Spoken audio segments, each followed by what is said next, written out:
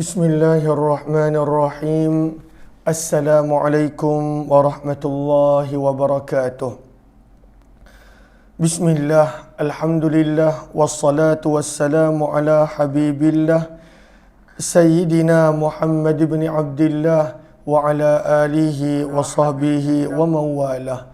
Subhanaka la ilma lana illa ma 'allamtana innaka antal alimul hakim. ولا حول ولا قوة إلا بالله العلي العظيم. اللهم رب اشرح لنا صدورنا ويسر لنا أمورنا واحلل عقدة من ألسنتنا يفقه أقوالنا.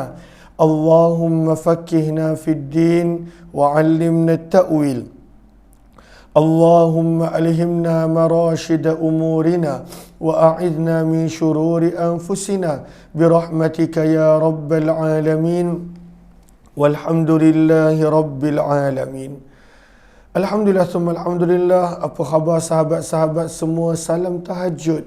Dan moga-moga pertemuan kita di dalam pembacaan kitab hadis yang telah dikumpulkan hadis dan riwayatnya oleh Imam Tirmizi rahimahullahu ta'ala menjadikan ada sedikit sebanyak manfaat, ada sedikit sebanyak peringatan untuk setiap daripada kita. Ahlan-ahlan kepada semua yang berada di ruangan TikTok, ahlan-ahlan Haifa, Fendi dan juga Muhammad Nasri serta semua sahabat-sahabat yang lain. Di ruangan FB pula ahlan-ahlan Mayasari, Abdul Rahman, Nur Laila, Ayu Hafiz, Fatimah, Marwani Ahmad dan juga semua sahabat-sahabat yang lain. Apa kata kita mulakan pertemuan kita dengan kita perbetulkan dahulu niat kita. Moga-moga apa jua yang kita lakukan adalah kerana Allah Subhanahu wa ta'ala. Nawaitu ta'alluma wa ta'lim wa tadhakkura wa tadhkir wa naf'a wal intifa' والإفادة والاستفادة والحث على التمسك بكتاب الله وسنة رسول الله صلى الله عليه وسلم والدعاء إلى الهدى والدلالة على الخير ابتغاء وجه الله ومرضاته وقربه وثوابه. آمين آمين يا رب العالمين. Mohon sebagai sahabat-sahabat untuk bantu share, bantu untuk kongsi, bantu untuk sebar luas rakan-rakan yang lain. Mudah-mudahan lebih ramai yang beroleh manfaat. Ahlan-ahlan kepada semua. Waalaikumsalam warahmatullahi wabarakatuh kepada semua yang memberi salam. Hari ini kita telah tiba pada muka surat yang ke-69. Kita sedang membaca hadis-hadis Nabi sallallahu alaihi wasallam daripada kitab hadis yang terkenal iaitu Jami' Tirmizi ataupun dikenali dengan nama Sunan At-Tirmizi. Dan pada hari ini telah tiba pada bab yang ke-14 di mana Imam Tirmizi membawakan hadis-hadis, riwayat-riwayat berkenaan tentang perkara yang makruh untuk kita lakukan istinja dengan. Ada benda-benda yang tak digalakkan, tak dibenarkan untuk kita beristinja dengan benda tersebut. Maka sebab itu Imam Tirmizi membawakan tajuk Babu karahiyati ma yustanjabih. Bab pada menerangkan hadis-hadis berkenaan perkara yang makruh untuk dilakukan istinja dengan dia. Selalunya kita boleh istinja dengan air, dengan batu. Tapi selain daripada itu ada banyak perkara yang kita tidak dibenarkan untuk beristinja dengan benda tersebut. Terima kasih banyak-banyak Adam Aisyah. Terima kasih, jazakumullah khairan, terima kasih.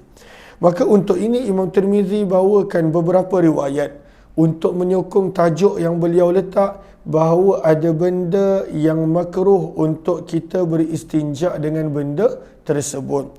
Maka apakah hadis yang pertama pada pagi ini? Tapi kalau dalam kitab hadis yang ke-21, saya akan baca dulu rantaian perawi daripada Imam Tirmizi sampai kepada baginda Nabi sallallahu alaihi wasallam, kemudian barulah kita baca hadis dan terjemahan. Wa bihi ilaihi qala haddatsana Hannad qala haddatsana Hafs bin Ghiyas an Dawud bin Abi Hind an Sya'bi. Asy-Sya'bi adalah antara perawi yang terkenal. Sya'bi, Shin Ain Ba Ya, Asy-Sya'bi. Maka Asy-Sya'bi nama penuhnya adalah Amir bin Shurahbil. Nama penuhnya adalah Amir bin Shurahbil. Maka Amir bin Shurahbil, beliau wafat pada tahun 103 Hijrah. Amir bin Shurahbil ataupun Asy-Sya'bi. An Alqamah an Abdullah bin Mas'ud radhiyallahu ta'ala anhu qala Rasulullah sallallahu alaihi wasallam, daripada Abdullah bin Mas'ud radhiyallahu ta'ala anhu bahawa baginda Nabi sallallahu alaihi wasallam bersabda, la tastanju birrawthi wala bil'idham. La tastanju, janganlah kamu beristinja, birrawthi, dengan najis. Jangan pada waktu itu ketika mana nak beristinja maka menggunakan najis. Najis yang telah keras, najis yang pada waktu itu telah menjadi keras, jangan digunakan itu untuk membersihkan najis. Wala bil izam, dan jangan menggunakan tulang, jangan menggunakan tulang. Maka kenapa? Sabda Nabi sallallahu alaihi wasallam, fa innahu, kerana sesungguhnya tulang dan najis, zadu, adalah makanan, ikhwanikum, saudara-saudara kamu, minal jinni, daripada golongan jin. Maka dalam hadis ini baginda Nabi sallallahu alaihi wasallam melarang pada waktu itu dengan dua perkara untuk dilakukan istinja dengan. Tak boleh pada waktu itu beristinja dengan najis dan tidak boleh beristinja dengan tulang. Maka dekat sini untuk Allahumma salli ala sayyidina Muhammad, untuk para pelajar saya, lalu di sini kita boleh lihat pada qawata. Maka pada qawata berkata Ibn al-Arabi, apakah yang dimaksudkan dengan ar-rawth? Apakah yang dimaksudkan dengan ar-rawth? Maka ar-rawth sebenarnya adalah najis selain daripada najis manusia. Maka orang Arab, najis selain daripada najis manusia, mereka panggil dengan panggilan ar-rawth. Mereka panggil dengan panggilan ar-rawth. Kemudian bila Nabi SAW bersabda, kerana sesungguhnya tulang dan juga najis adalah bekalan saudara-saudara kamu daripada kalangan jin, maka diriwayatkan oleh Imam At-Tabrani dan juga Abu Nu'aim dalam kitabnya Ad-Dalail daripada Abdullah bin Mas'ud. Maka Abdullah bin Mas'ud ceritakan bahawa peristiwa ini berlaku ketika mana Nabi SAW pada waktu itu berjumpa dengan jin. Dalam hadis dan riwayat ada dikongsikan beberapa peristiwa yang mana Nabi SAW pernah berjumpa dengan jin. Maka di sini kata Abdullah bin Mas'ud, man haula ya Rasulullah. Abdullah bin Mas'ud tanya, wahai Rasulullah, siapa golongan yang sedang kamu nak jumpa ini? Maka sabda Nabi SAW, mereka ini adalah jin-jin dari tempat yang bernama Nasibin. Mereka ja'uni, telah datang kepadaku untuk meminta penyelesaian pada beberapa perkara yang mereka ada isu. Mereka jumpa Nabi, nak minta Nabi SAW pada waktu itu selesaikan. Nak minta Nabi SAW selesaikan. Wa qad sa'aluni azzad, dan kemudian mereka minta kepadaku bekalan, makanan. Maka Nabi SAW pada waktu itu bekalkan mereka dengan makanan. Maka Abdullah bin Mas'ud pada waktu itu bertanya, apa yang engkau bekalkan mereka dengan, wahai Rasulullah? Sabda Nabi SAW, najis-najis yang apabila mereka pegang, maka daripada najis bertukar semula menjadi makanan. Itu adalah makanan mereka. Bagi kita najis, tetapi ketika mana pada waktu itu mereka pegang je najis tersebut, maka ianya berubah menjadi makanan. Dan kemudian sabda Nabi SAW, tulang belulang, apabila mereka pegang sahaja tulang belulang, kasia, ianya menjadi pada waktu itu penuh dengan daging.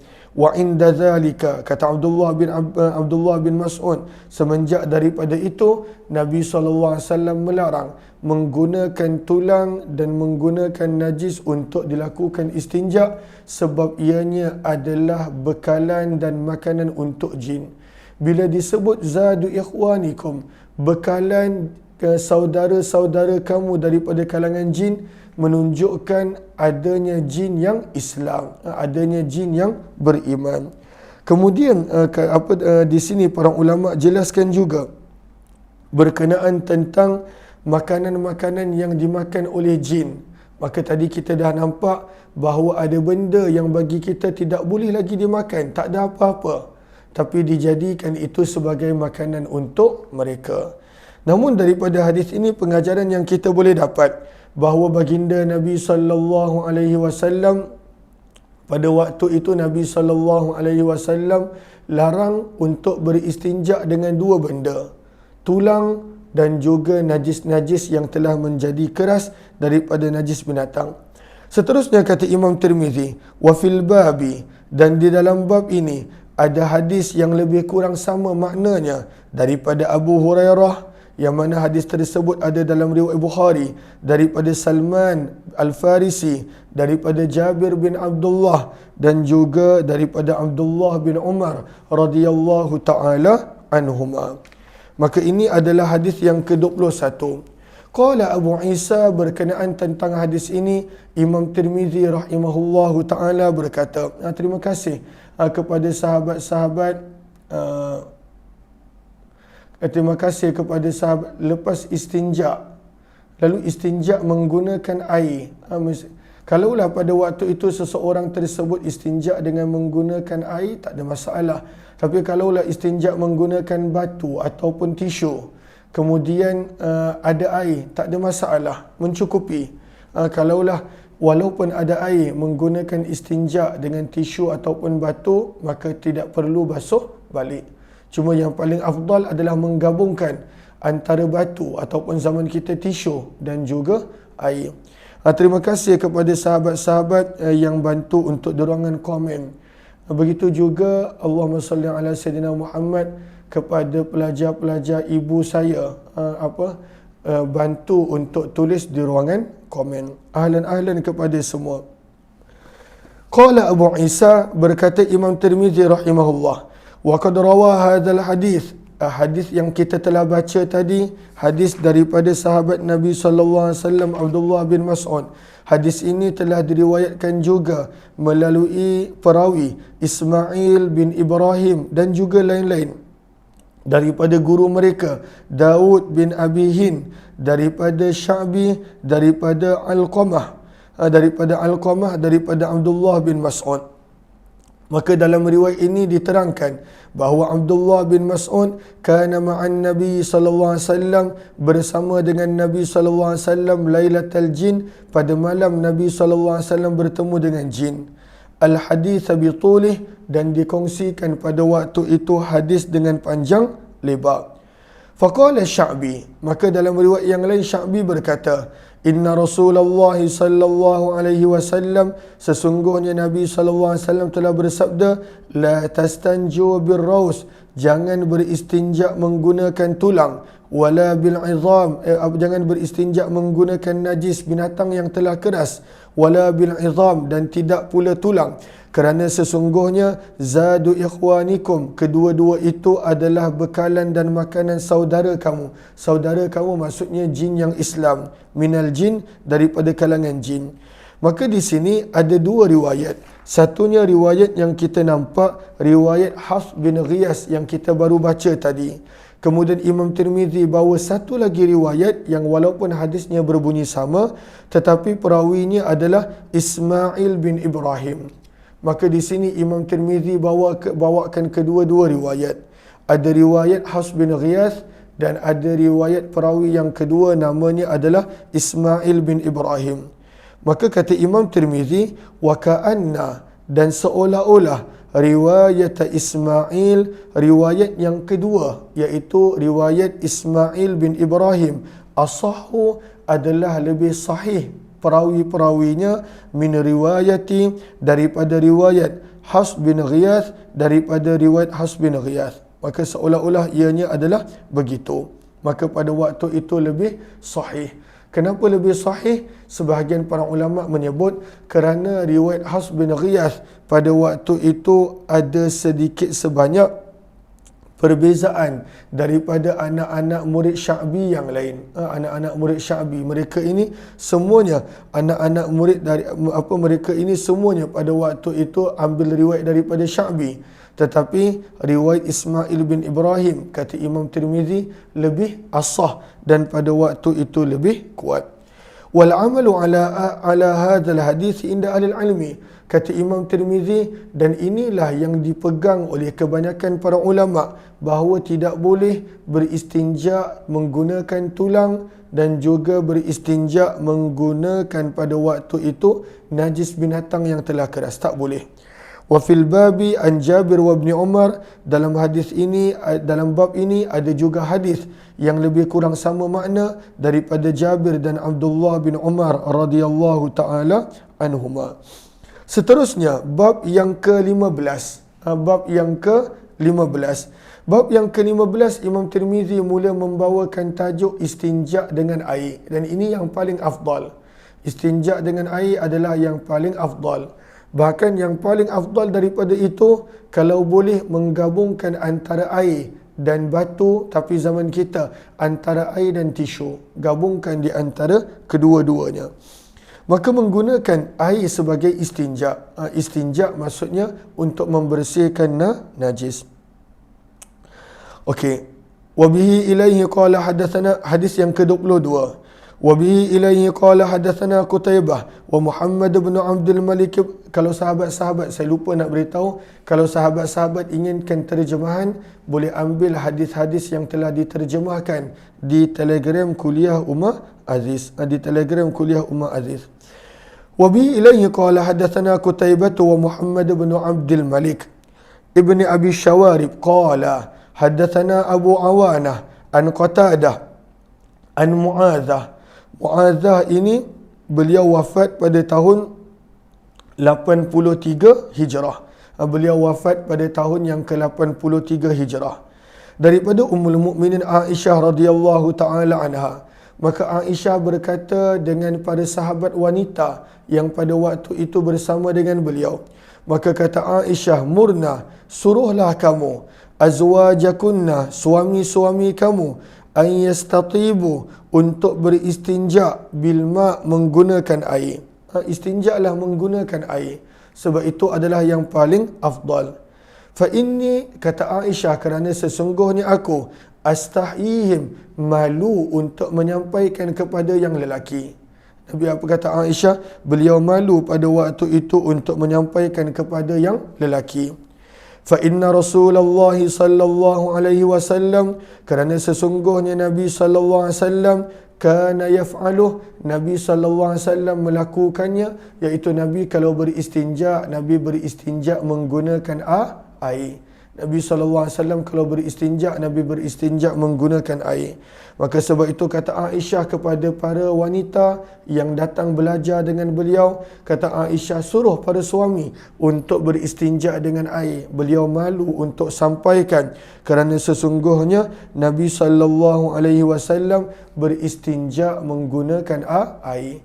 Maka daripada sini, sebab itu disebutkan di sini pada Arafah, afdaliyatul jam'i bainal hajari wal ma', maka apa tentang afdal, maka afdalnya pada waktu itu adalah menggabungkan antara tisu dan air, ataupun kalau zaman dulu istinja menggunakan batu dan air, maka itu adalah yang paling afdal.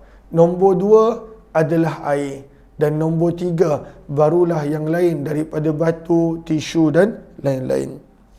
Maka kata Imam Tirmizi, kita dah baca hadis tadi, hadis riwayat Ummul Mukminin Aisyah. Kata Imam Tirmizi, wa fil babi, dalam bab ini, maksudnya hadis-hadis yang menceritakan tentang afdal beristinja menggunakan air. Ada juga hadis daripada sahabat-sahabat yang lain. Contohnya hadis daripada Jarir bin Abdullah Al-Bajali, hadis daripada Anas bin Malik, hadis daripada Abu Hurairah radhiyallahu anhu. Qala Abu Isa, berkata Imam Tirmizi rahimahullah, hadis Aisyah tadi adalah hadis yang hasan sahih. Wa alaihi al-amal, dan itulah yang menjadi pegangan dan amalan inda ahli ilmi, di sisi para ulama. Yakhtarun, para ulama memilih al-istinja'u bil ma', menggalakkan istinja menggunakan air. Wa in kana al-istinja'u bil hijarah, walaupun beristinja menggunakan batu, yujzi'u adalah mencukupi bagi mereka. Mencukupi. Apa maksud mencukupi?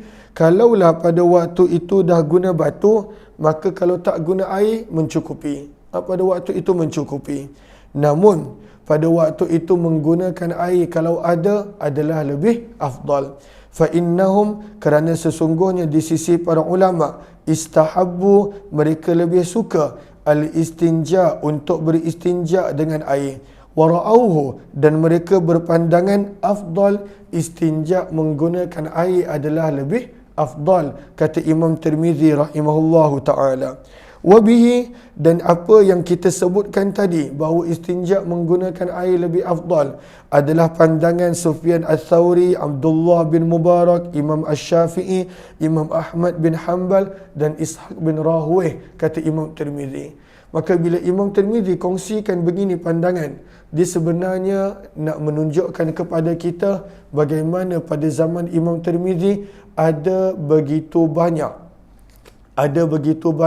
mazhab-mazhab yang lain sebenarnya. Cuma yang sampai kepada kita adalah 4 mazhab, dan pada waktu itu itulah yang menjadi amalan pada zaman kita. Maka kita dah selesai dah bab yang kedua pada pagi ini, iaitu bab beristinja menggunakan air. Bab yang seterusnya, bab yang ke-16, Imam Tirmizi membawakan tajuk bahawa Nabi zaman dulu tak ada tandas. Zaman Nabi SAW tidak ada tandas. Maka mereka buang air pada tempat yang pada waktu itu lapang tetapi jauh daripada manusia. Tempat yang manusia jarang guna. Maka daripada itu, kita kena faham itu zaman dulu. Maka Nabi SAW kalaulah nak buang air, Nabi akan menjauh daripada manusia, supaya terlindung daripada pandangan mata manusia. Dan pada waktu itu ianya lebih baik pada waktu itu bukan pada tempat yang manusia kerap berada dan manusia lalu lalang dan sebagainya. Maka sebab itu dibawakan tajuk bab pada hadis dan riwayat yang menerangkan anna Nabi sallallahu alaihi wasallam, bahawa Nabi sallallahu alaihi wasallam apabila ingin buang air, ab'ada, maka Nabi akan pergi jauh fil mazhab, untuk buang air. Maka Nabi SAW akan pergi jauh pada waktu itu untuk buang air. Dan itu adalah sunnah. Kenapa? Supaya pada waktu itu bau najis tersebut tidak memberi kesan kepada orang. Pergi jauh juga memberi gambaran yang Nabi SAW pada waktu itu menggalakkan untuk tidak buang air pada tempat laluan manusia, pada tempat berkumpul manusia, pada tempat manusia berlalu lalang. Ab'ada, jauh.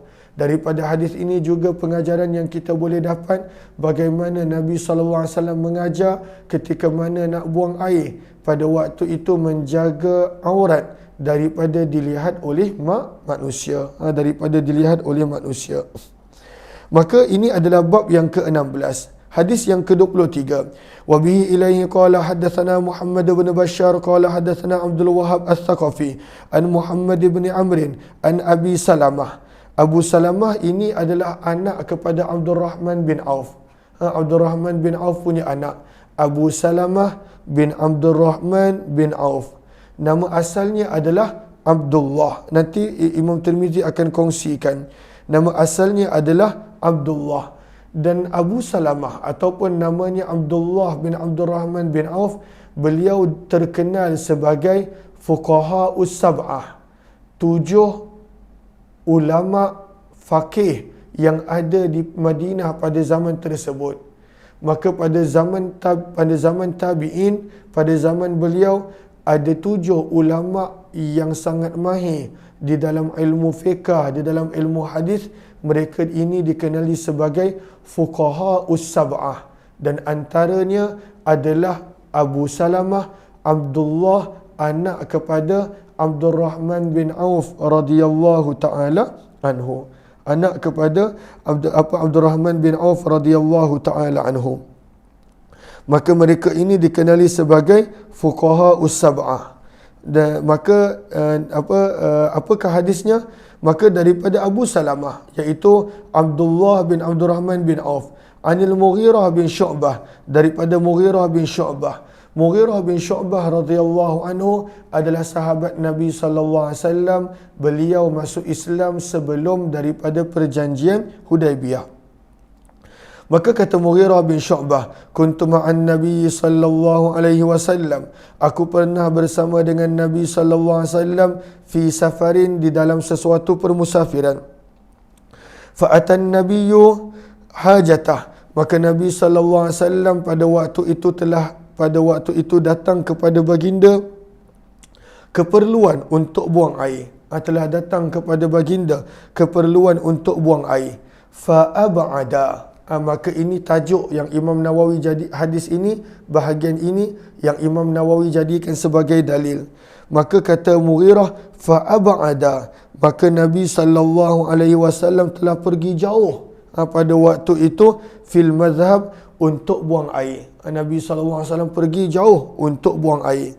Maka daripada sini kita nampak pada waktu itu sunnah. Apakah maksud fil mazhab? Mazhab di sini bukan maksudnya pada waktu itu mazhab, tidak. Sebab itu kalau kita lihat dalam qawata, maka mazhab maksudnya adalah al-mawdi', tempat, alladhi, yang, yutaghawwatu fih, pada waktu itu tempat untuk buang najis. Maka ianya disebut sebagai mazhab. Mazhab adalah tempat untuk buang najis. Maka Nabi akan pergi jauh pada waktu itu untuk buang najis. Tidaklah berhampiran dan berdekatan. Maka ini adalah sunnah.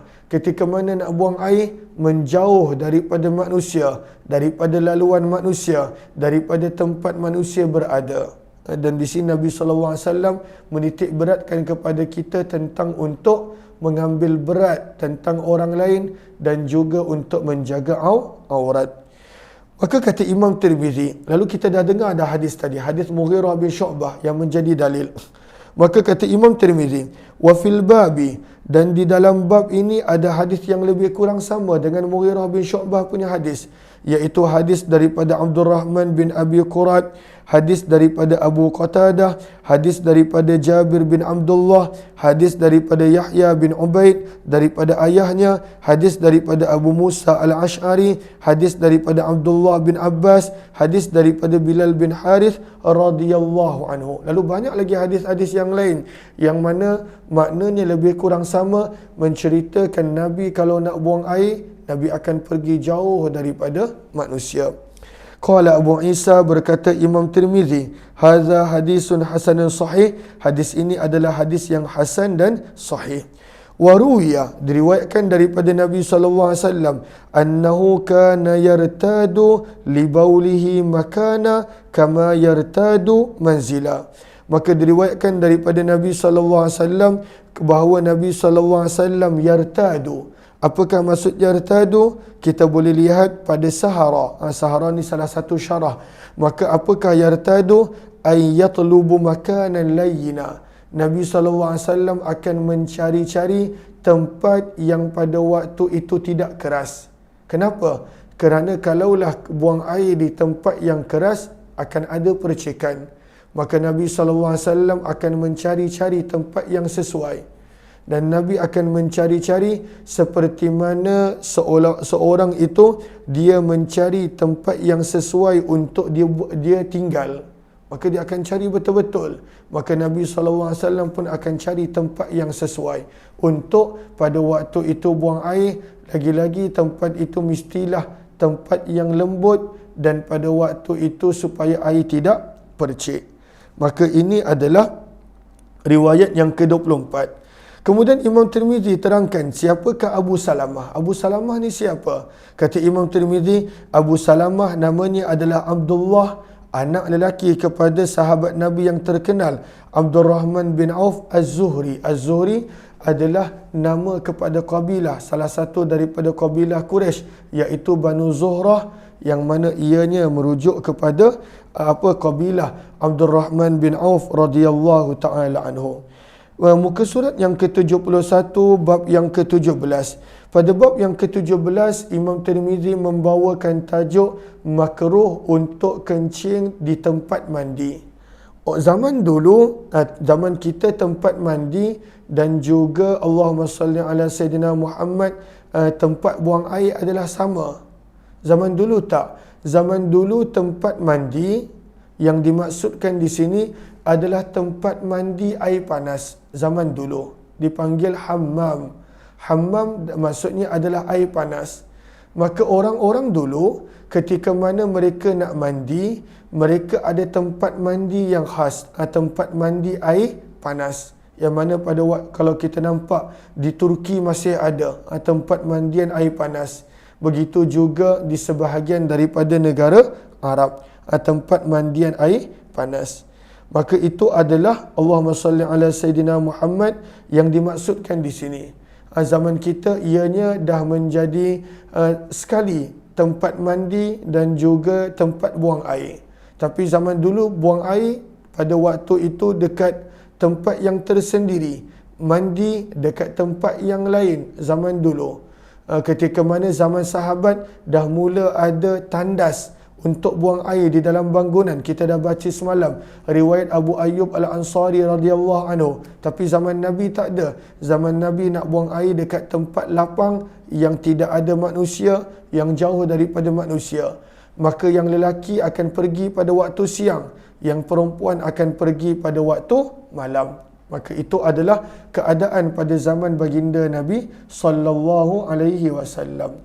Ahlan-ahlan kepada sahabat-sahabat yang baru join, mohon jasa baik untuk bantu share, bantu untuk kongsi, bantu untuk sebar luas. Mudah-mudahan lebih ramai yang beroleh manfaat.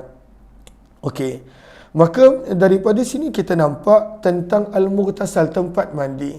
Nanti Imam Tirmizi akan terangkan pada hujung bab, iaitu makruh untuk buang air dekat tempat mandi kalaulah pada waktu itu tidak ada laluan air keluar. Kalaulah ada tempat laluan air keluar, maksudnya pada waktu itu tempat mandi tersebut airnya pada waktu itu ada laluan keluar, maka tidaklah makruh.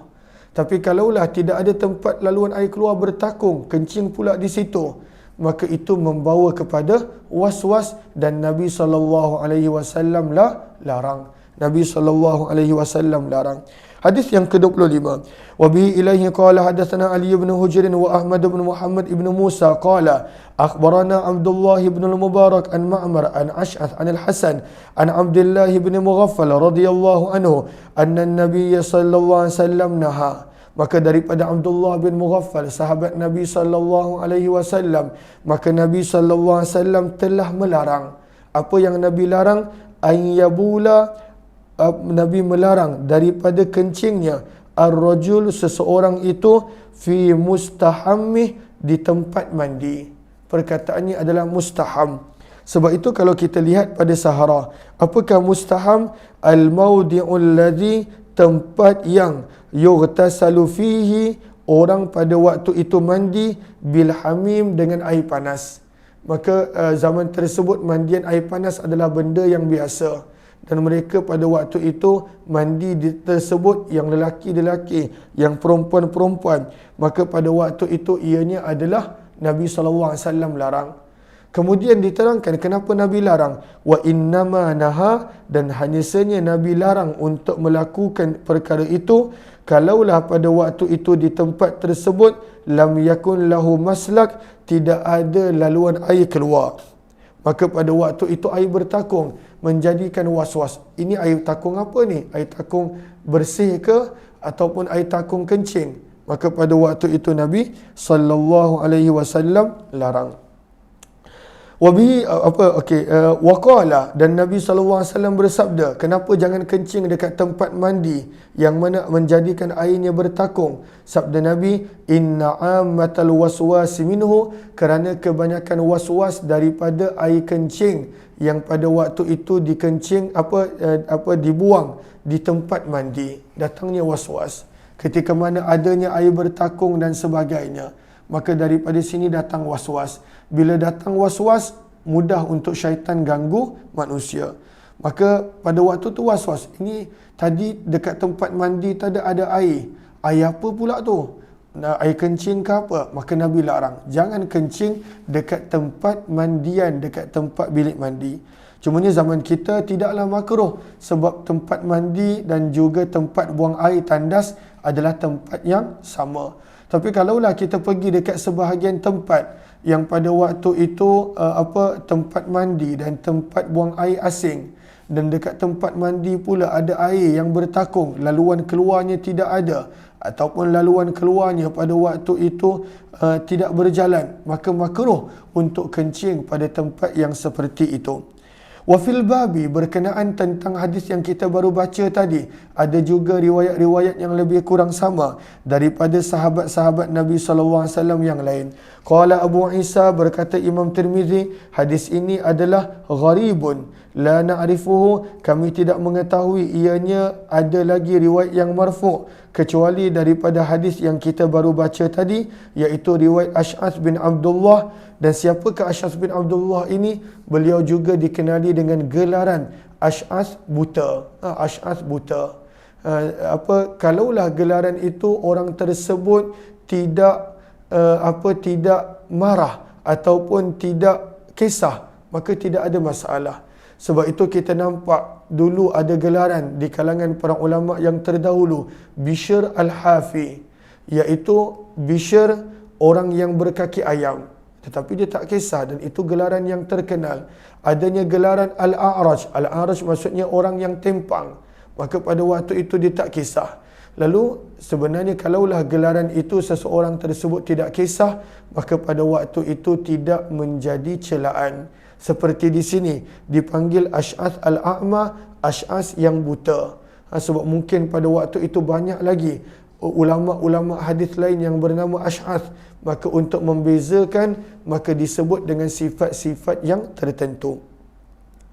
Wa qad kariha qaumun min ahli ilmi, kata Imam Tirmizi, sebahagian daripada para ulama mengatakan makruh untuk kencing di tempat mandi. Wa qalu, dan mereka menjadikan sabdaan Nabi tadi sebagai dalil, dan mereka berkata ammatul waswas minhu, kebanyakan waswas datang daripada kencing di tempat mandi. Pada waktu itu datang waswas, sebab pada waktu itu orang tersebut daripada dia mandi untuk bersihkan diri, pada waktu itu datang waswas. Kalaulah ada orang biasa kencing di tempat mandi yang airnya bertakung. Namun warakhasa, kata Imam Tirmizi, mengharuskan dan mengatakan boleh tentang isu tadi sebahagian daripada para ulama. Minhum, antaranya adalah Muhammad bin Sirin, wafat tahun 110. Ada wakila, lalu pernah dikatakan kepada Muhammad bin Sirin, kenapa tuan kata boleh untuk kencing dekat tempat mandi padahal ianya boleh mendatangkan waswas? Maka pada waktu itu kata Muhammad bin Sirin, apa yang nak diwaswaskan? Rabbunallah, Tuhan kita semuanya adalah Allah, la syarikalah, tidak ada sekutu bagi Allah. Buat apa nak waswas? Kalaulah betul-betul percaya dan kuat iman, maka buat apa nak waswas? Maka tidak ada waswas. Berkatalah Abdullah bin Mubarak, qad wussi'a fil bawli fil mughtasal, dibenarkan untuk kencing dekat tempat mandi dengan syarat iza, apabila jara fihi al-ma', ada laluan air. Kalaulah air tersebut mengalir, ada laluan keluar untuk air, maka pada waktu itu dibenarkan untuk kencing. Tidaklah dikatakan mesti, tetapi ada keharusan untuk kencing dekat tempat mandi. Berkatalah Abu Isa, telah memaklumkan kepada kami perkara ini Ahmad bin Abdah al-Amali daripada Hibban, daripada Abdullah bin Mubarak. Maka pandangan Abdullah bin Mubarak itulah yang menjadi pilihan Imam Tirmizi, boleh untuk kencing, ada keharusan untuk kencing kalaulah tak tahan dan sebagainya di tempat mandi, asalkan pada waktu itu ada laluan air untuk keluar, air mengalir, bukan pada waktu itu air bertakung. Dan sebahagian para ulama meletakkan syarat yang kedua, bukanlah pada waktu itu tempat tersebut pada waktu itu menjadikan boleh terpancut ataupun keras. Lalu kalaulah keras, kalaulah pada waktu itu buang air, ianya boleh percik dan lain-lain. Maka itu antara pandangan, tapi Imam Tirmizi hanya kongsikan satu syarat daripada Abdullah bin Mubarak, iaitu tempat tersebut mestilah ada laluan air keluar. Bab yang ke-18 berkenaan tentang sugi. Berkenaan tentang sugi. Kata Imam Tirmizi, bab ma jaa fi siwak, bab berkenaan tentang sugi. Maka apakah yang nak dibincangkan tentang sugi? Berkenaan bilakah ianya paling afdal. Sugi dituntut untuk banyak keadaan sunnah. Nak masuk rumah pun sugi, nak mula belajar ilmu pun sugi. Tapi daripada sudut yang betul-betul ditekan bila? Adakah ketika wuduk ataupun ketika mana solat? Dua-dua memang digalakkan bersugi, tetapi yang sangat-sangat ditekankan, adakah ketika mana wuduk ataupun ketika mana solat? Maka kita boleh lihat pada Arafah. Maka pada Arafah disebutkan di sini ikhtilaful a'immah, perbezaan pendapat para ulama berkenaan tentang sugi. Maka adakah sugi itu sunnah yang ditekankan untuk solat, ataupun sugi itu adalah sunnah yang ditekankan waktu wuduk? Tetapi tetap daripada sudut daripada sudut galakan memang sentiasa, tetapi daripada sudut pada waktu itu yang sangat-sangat ditekankan bila? Maka ada dua perbezaan pendapat. Imam Abu Hanifah kata sugi ini ditekankan ketika mana wuduk. Maka setiap kali nak ambil wuduk ditekankan untuk bersugi. Itu pandangan Imam Abu Hanifah. Sementara pandangan Imam Syafi'i pula, sugi ditekankan ketika mana nak solat. Setiap kali nak solat disunnahkan bersugi. Ketika mana dah habis solat, nak solat qabliyah, ba'diyah, sugi. Nak solat lagi yang lain, sugi. Setiap kali nak solat digalakkan, ditekankan, bukan wajib pada waktu itu untuk bersugi. Maka ini adalah apa yang pada waktu itu ditekankan oleh Imam Tirmizi rahimahullahu ta'ala. Okey, maka apakah hadisnya? Jom kita baca hadis yang ke-26. Wa bihi ilaihi qala hadatsana Abu Quraib qala hadatsana Abdah bin Sulaiman an Muhammad bin Amr an Abi Salamah. Abu Salamah yang sama, iaitu anak kepada Abdul Rahman bin Auf, daripada Abu Salamah an Abi Hurairah radhiyallahu taala anhu qala, Abu Hurairah radhiyallahu anhu meriwayatkan, beliau berkata bahawa baginda Nabi sallallahu alaihi wasallam bersabda, laula an asyqa ala ummati, kalaulah tidak khawatir menyusahkan umatku, la amartuhum, nescaya aku suruh mereka, bisiwaki, untuk bersugi, inda kulli salat, pada setiap solat. Maka Imam Tirmizi bawakan hadis ini seolah-olah Imam Tirmizi memilih pandangan imam yang sama seperti Imam Syafi'i, bahawa sugi sangat-sangat dituntut ketika mana nak solat. Kulli solat, setiap kali solat. Maksudnya kalaulah kita nak solat 10 rakaat, 2 setiap kali sebelum kita angkat takbir, sugi. Kemudian dah habis bagi salam, nak angkat lagi takbir, sugi. Kemudian bagi salam, nak angkat lagi takbir, sugi. Bagi salam, nak angkat lagi takbir, sugi. Maksudnya itu tuntutan dia, galakan dia, sunnahnya yang sangat ditekankan. Sabda Nabi, kalaulah risau akan menyusahkan umatku. Maksudnya Nabi nak sangat suruh, tetapi Nabi risau nanti akan membebankan umat baginda. Maka sabda Nabi, aku wajibkan, aku perintahkan mereka setiap kali nak solat hendaklah bersugi. Maka sebab itu penting untuk kita mengambil berat tentang bersugi. Ianya adalah sunnah. Walaupun tidak ada masalah nak mengguna berus gigi dan lain, tapi tetap sunnah yang digalakkan adalah menggunakan kayu sugi. Menggunakan kayu sugi. Pada waktu itu setiap kali nak solat, sebelum angkat takbiratul ihram, apa-apa solat pun sugi. Yang fardu ataupun nafil, yang sunat ataupun apa, pada waktu itu perbanyakkan sugi. Qala Abu Isa, berkata Imam Tirmizi, hadis ini telah diriwayatkan oleh Muhammad bin Ishaq daripada Muhammad bin Ibrahim, daripada Abu Salamah, daripada Zaid bin Khalid. Tadi kalau kita perasan, perawinya adalah Abu Hurairah. Akan tetapi Allahumma salli ala Sayyidina Muhammad.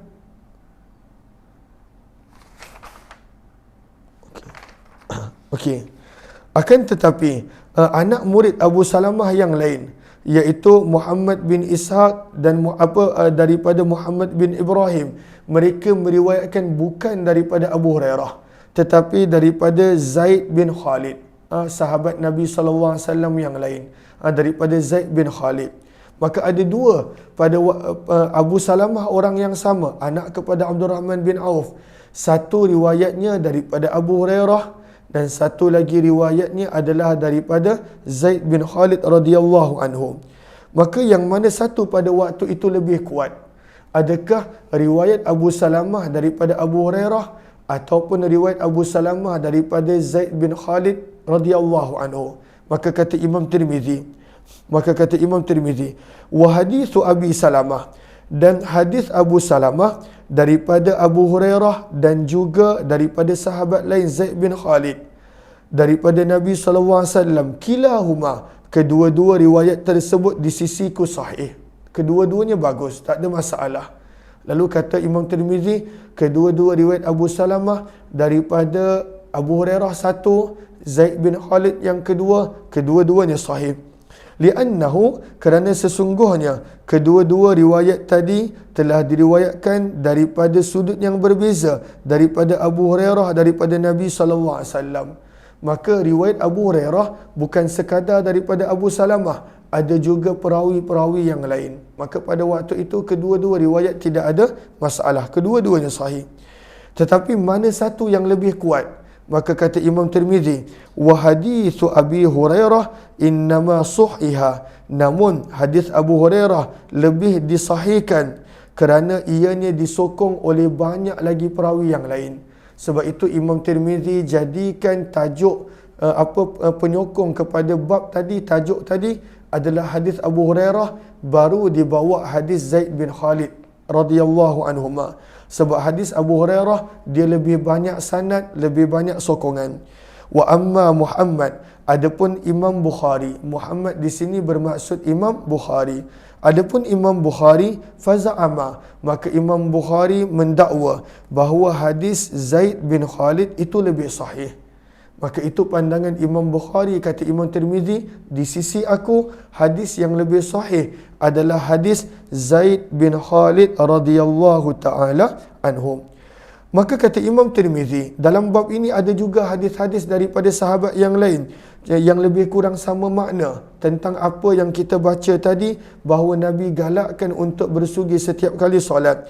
Maka dalam bab ini ada hadis daripada Abu Bakar As-Siddiq, Ali bin Abi Talib, Ummul Mukminin Aisyah, Abdullah bin Abbas, Huzaifah ibn Yaman, Zaid bin Khalid, Anas bin Malik, Abdullah bin Amr, Ummu Habibah Ummul Mukminin, Abdullah bin Umar, Abu Umamah, Abu Ayyub, Tammam bin Abbas, Abdullah bin Hanzalah, Ummu Salamah, Wathilah bin Asqa dan Abu Musa.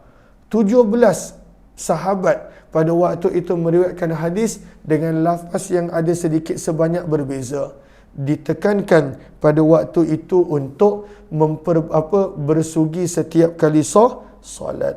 InsyaAllah hadis yang ke-28 kita sambung kemudian insyaAllah. Terima kasih kepada sahabat-sahabat semua. Kita jumpa lagi insyaAllah. Wabillahi taufiq wal hidayah. Assalamualaikum warahmatullahi wabarakatuh. Kepada yang berminat untuk bersama dalam Jami' Tirmizi, kita jumpa jam 7.40 nanti insya-Allah.